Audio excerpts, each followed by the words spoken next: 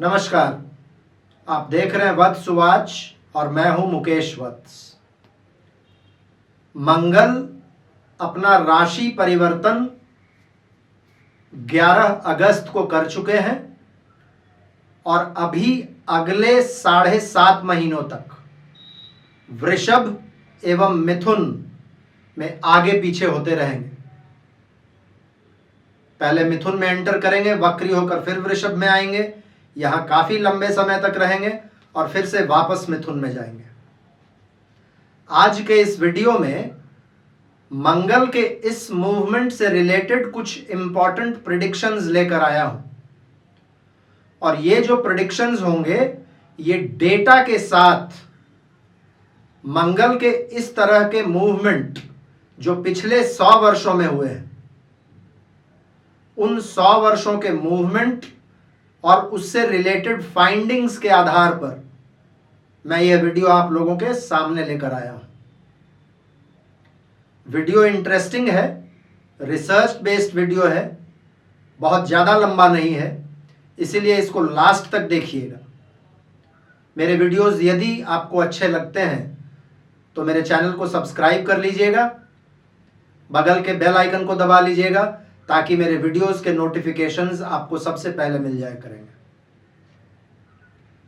Friends, मंगल के इस transit से रिलेटेड जितना भी इंपॉर्टेंट इंफॉर्मेशन है वो मैं पिछले 2 वीडियोस में आपको दे चुका हूं। पहले वीडियो में इसके क्या मायने हैं, इसके कौन कौन से इंपॉर्टेंट डेट्स हैं, हम लोगों के व्यक्तिगत जीवन पर क्या असर पड़ेगा और इससे बचने के लिए क्या रेमेडीज कर सकते हैं, उसका मैंने आप लोगों को पहले वीडियो दिया था।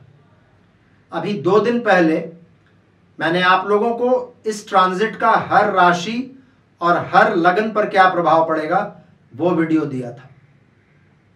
आज का यह वीडियो मंडेन एस्ट्रोलॉजी में इसका क्या क्या असर पड़ेगा उस पर आधारित है।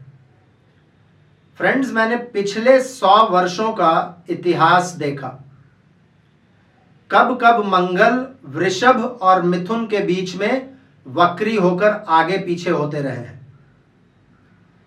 इन 100 वर्षों के इतिहास को जब हम देखते हैं तो हम लोगों को आगे क्या परिस्थितियां बन सकती है उसका एक आइडिया लगता है। तो मैं इतिहास का एक छोटा सा शब्द चित्र खींचना चाहता हूं आप लोगों के सामने। अपने रिसर्च में सबसे पहली बार मैंने पाया 1928 के अंत में और 1929 की शुरुआत में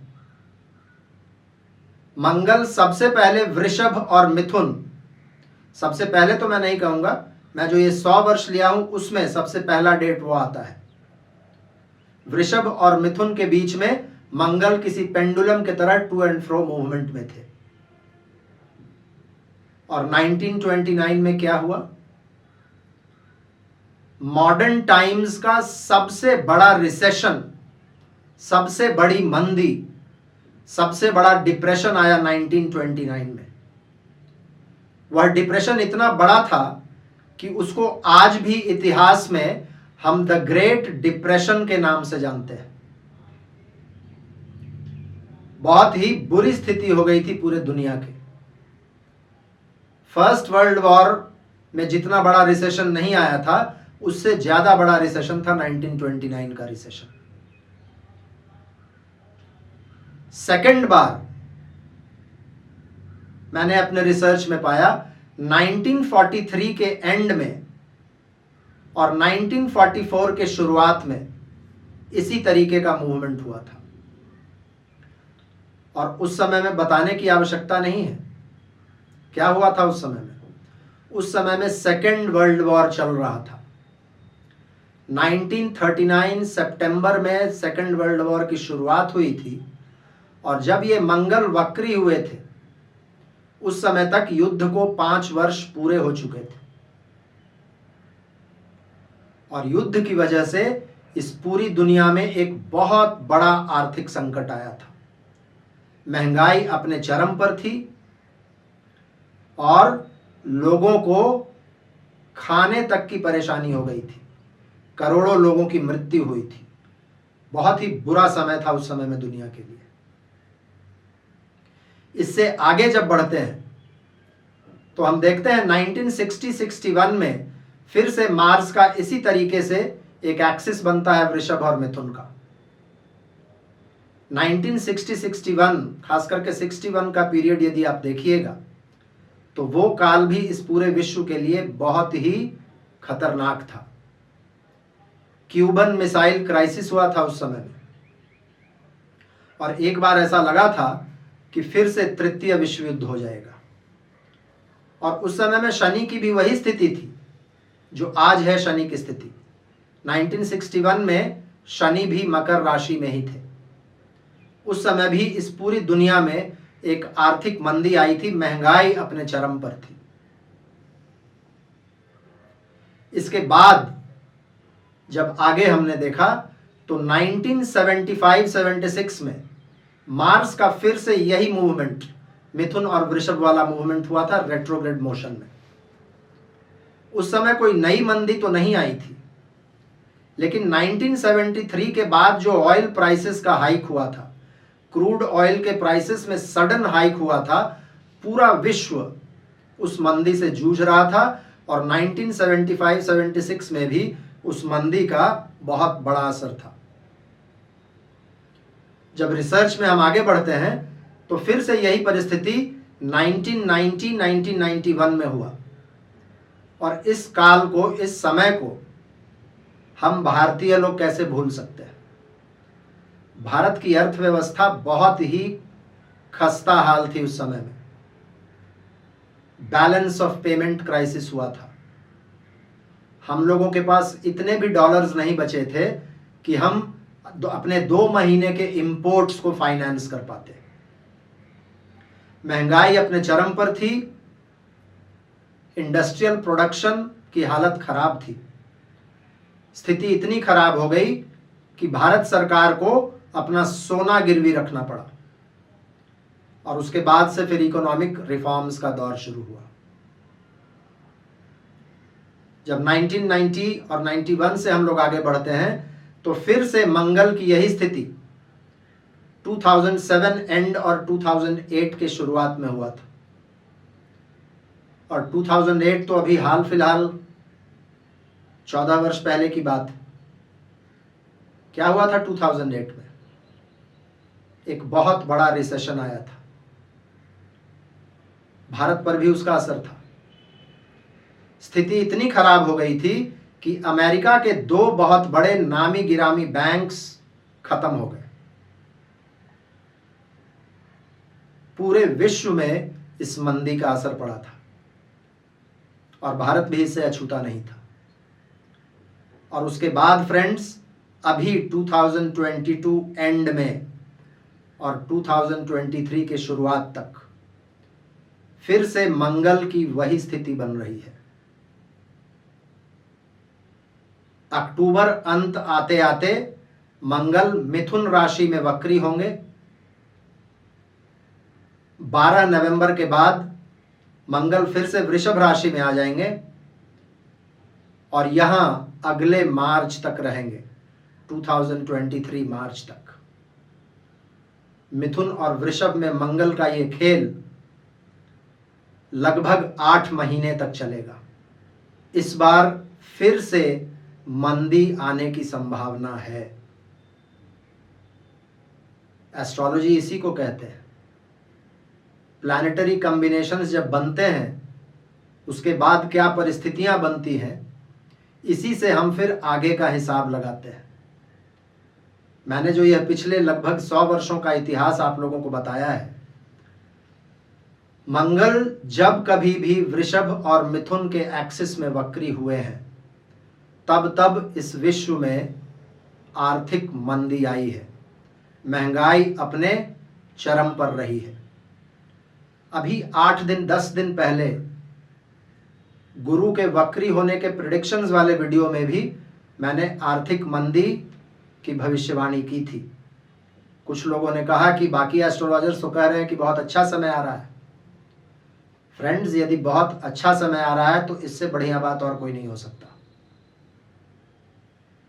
लेकिन एस्ट्रोलॉजी का यही महत्व है कि यदि ग्रहों के पहले के मूवमेंट्स को देखकर यदि हम आगे की सूचना आप लोगों को दे पाएं और उससे हम लोग आगाह हो जाएं, सतर्क हो जाएं, सावधान हो जाएं और पहले से ही करेक्टिव मेजर्स लें ताकि उससे बचाव कर पाएं हम अपने परिवार की, अपने समाज की,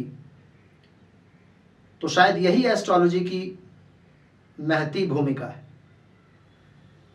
तो मुझे ऐसा लगता है कि आगे आने वाले समय में एक फाइनेंशियल क्राइसिस की स्थिति बन सकती है और इस बार भी कहीं ना कहीं सेकेंड वर्ल्ड वॉर के जैसी परिस्थितियां बन रही हैं। इस बार भी कहीं ना कहीं 1961 जैसी परिस्थितियां बन रही हैं। हम सभी लोगों को सतर्क रहना चाहिए। आज के इस वीडियो में मेरा सेकंड प्रेडिक्शन है फ्रेंड्स, वृषभ राशि में मंगल है।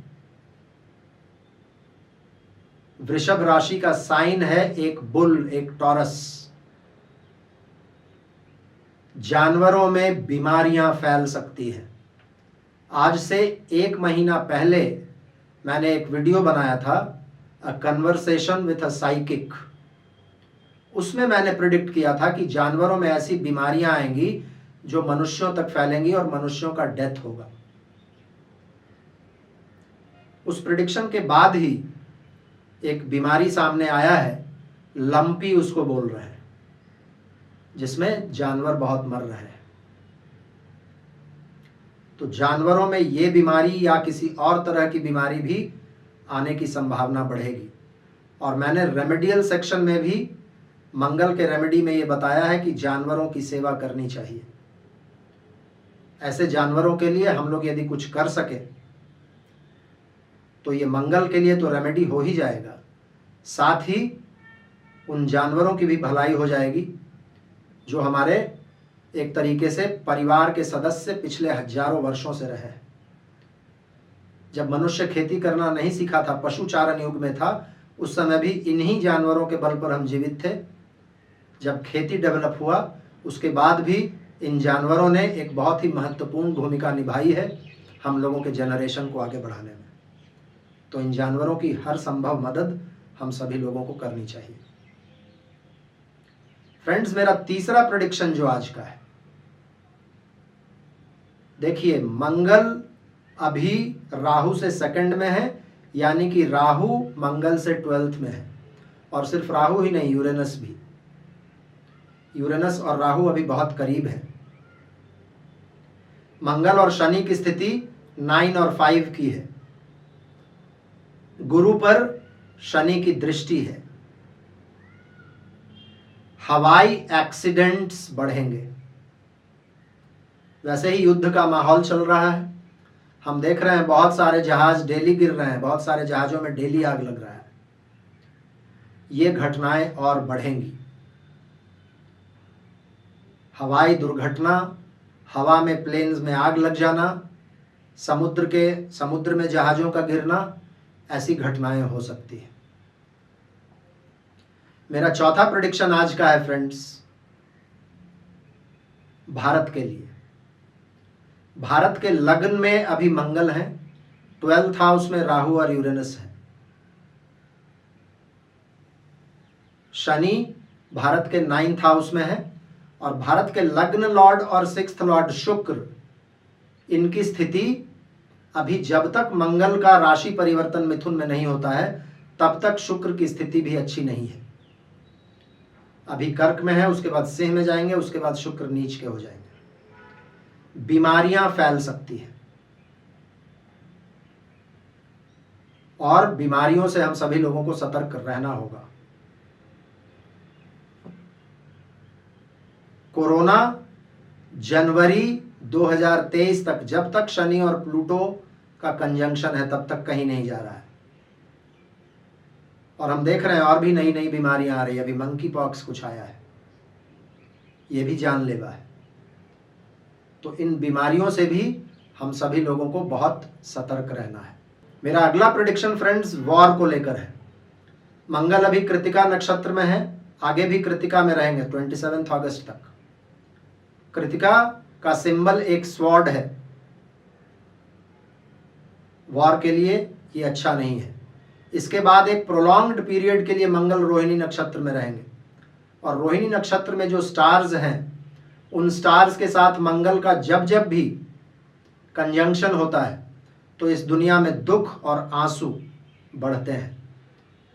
तो जो अभी परिस्थितियां चल रही है युद्ध की, ये परिस्थितियां और भी खराब हो सकती हैं।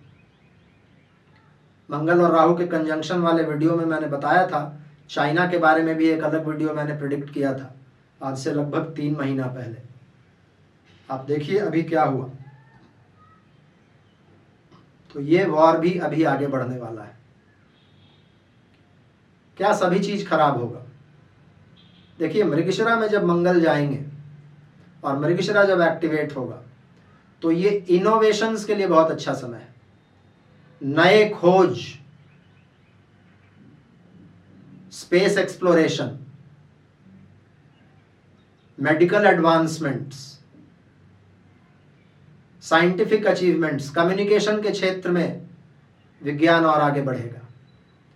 तो ये कुछ अच्छी चीजें भी होंगी इस समय में। मार्स का ये ट्रांजिट फ्रेंड्स वेस्टर्न वर्ल्ड के लिए भी बहुत अच्छा ट्रांजिट मुझे नहीं दिख रहा है।